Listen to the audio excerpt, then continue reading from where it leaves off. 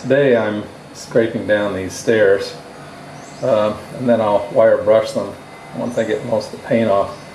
But I thought I'd share some tricks about scraping paint off of steel. One trick is to have a decent scraper, and you can see this one has a fairly square edge.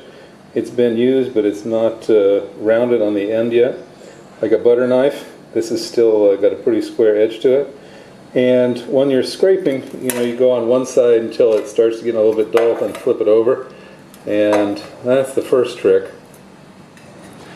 Once you have the right tool, you need the right technique, and that has several parts to it. One of them is you have to hold the tool at the correct angle.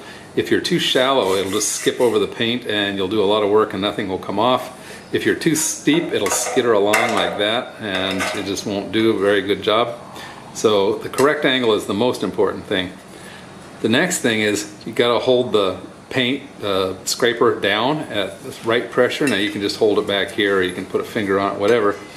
You need to hold it down such that when it hits the edge of the paint, there's enough pressure that it won't skip over the edge. It'll go under the paint and keep going. And also you need enough pressure forward that when it strikes the edge of that paint and gets underneath it, it keeps going and removes some.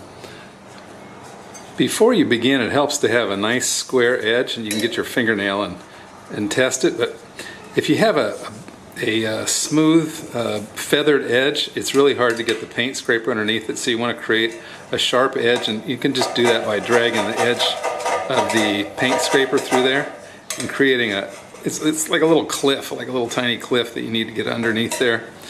So that will really help. Now once you have that, you want the right angle, the right downward pressure, and the right forward pressure. Let's look at an example of that.